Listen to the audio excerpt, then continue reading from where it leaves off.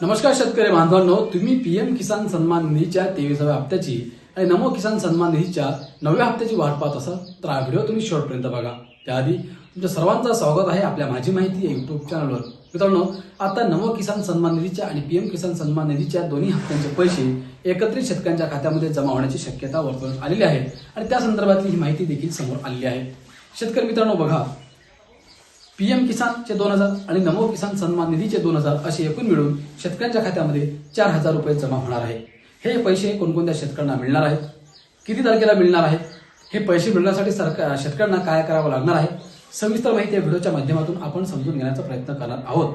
त्यामुळे हा व्हिडिओ तुम्ही शेवटपर्यंत बघा आणि आपल्या माझी माहिती या युट्यूब चॅनलला तुम्ही अजूनही सबस्क्राईब केलं नसेल तर शेतकरी मित्रांनो लवकरात लवकर सबस्क्राईब करून घ्या, कारण तुम्हाला रोज अशीच महत्त्वपूर्ण माहिती या व्हिडिओच्या माध्यमातून या चॅनलच्या माध्यमातून पाहायला मिळणार आहे। तर बघा मित्रांनो, महाराष्ट्र विधानसभा अधिवेशनात राज्यातील शेतकऱ्यांच्या जिव्हाळ्याचा प्रश्न उपस्थित करण्यात आला आहे। पीएम किसान आणि नमो शेतकरी महासन्मान योजनेच्या लाभापासून वंचित असलेल्या हजारो शेतकऱ्यांबाबत पंढरपूरचे आमदार समाधान आवताडे यांनी प्रश्न मांडलेला आहे, ज्यावर कृषी मंत्री दत्तात्रय भरणे यांनी सकारात्मक आश्वासन दिले आहे। या प्रकरणातील मुख्य तांत्रिक अडचण यांनी सरकारची भूमिका खालीलप्रमाणे स्पष्ट दिलेली आहे। तर मित्रांनो, काही 4-5 मुद्दे आहेत, त्या 4-5 मुद्द्यांवरती आजचा हा व्हिडिओ होणार आहे आणि ते 4 महत्त्वाचे मुद्दे काय आहेत ते आपण आता जाणून घेऊयात। मित्रांनो बघा, नेमकी तांत्रिक अडचण काय आहे ज्याच्यामुळे शेतकऱ्यांना पैसे मिळत नाही। तर नंबर 1, सध्याच्या नियमानुसार या दोन्ही योजनांसाठी 1 फेब्रुवारी 2019 ही कट ऑफ तारीख मानली जात आहे। नवा खरेदीदार वर्ग, ज्या शेतकऱ्यांनी 1 फेब्रुवारी 2019 नंतर जमिनीची खरेदी केली आहे त्यांचे नाव 7/12 उतार्यावर असूनही त्यांना या योजनेचा लाभ मिळत नाही।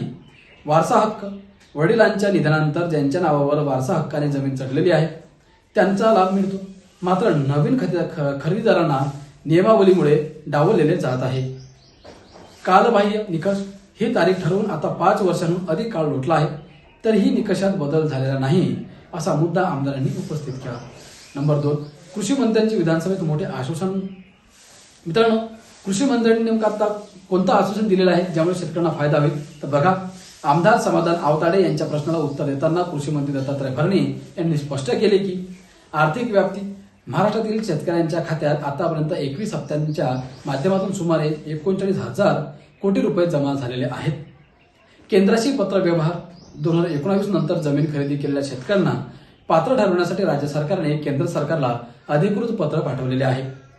नियम बदलण्याची गरज, मित्रांनो योजनेचे निकष बदलणे काळाची खूप गरज असून नवीन खरेदीदार शेतकऱ्यांना या प्रवाहात आणण्यासाठी सरकार केंद्र स्तरावर पाठपुरावा करत आहे। मित्रांनो नंबर 3, सध्या कोणाला लाभ मिळतो? तर बघा, सध्याच्या स्थितीनुसार लाभ मिळवण्यासाठी खालील अटींची पूर्तता करणं गरजेचं आहे। कोणत्या अटी आहेत? नंबर 1, वारसा नोंद, कुटुंबातील जुन्या जमिनीवर वारसा हक्काने नाव लागलेले शेतकरी।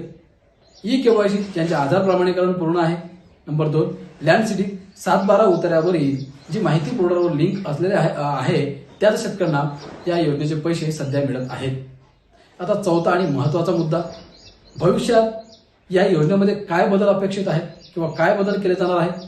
तर मित्रांनो जाणून घ्या, जर केंद्र सरकारने राज्य सरकारच्या पत्राची दखल घेऊन निकषांमधील बदल केला तर भविष्यात 2019 नंतर शेत जमिनी खरेदी केलेले नवीन शेतकरी या योजनेसाठी पात्र ठरणार आहेत। अत्यंत महत्त्वाचा मुद्दा आहे। राज्यातील लाखो तरुण आणि नवीन शेतकऱ्यांना वर्षाला मिळणाऱ्या 12,000 रुपयांच्या म्हणजे केंद्र आणि राज्य सरकारचे मिळून 6,000 रुपये प्लस 12,000 रुपये मदतीचा लाभ घेता येईल।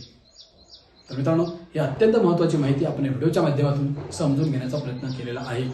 अपेक्षा करतो की माहिती तुम्हाला महत्त्वाची वाटली असेल तर आपल्या व्हिडिओला लाईक करा, चॅनलला तुम्ही अजूनही सबस्क्राईब केलं नसेल तर लवकरात लवकर सबस्क्राईब करून घ्या आणि हा व्हिडिओ जास्तीत जास्त शेतकरी बांधवांना शेअर करा, जे शेतकरी आता पीएम किसानच्या आणि नमो किसान सन्मान निधीच्या पैशांची वाट पाहत आहेत, म्हणजे जेणेकरून ज्यांच्या मनामध्ये प्रश्न निर्माण झालेला आहे त्यांचे प्रश्न हा व्हिडिओ पाहून दूर होतील। आजच्या व्हिडिओमध्ये इथेच थांबतो, पुन्हा भेटूया अशीच महत्त्वपूर्ण माहिती घेऊन। तोपर्यंत तुमच्या सर्वांची रजा घेतो। धन्यवाद।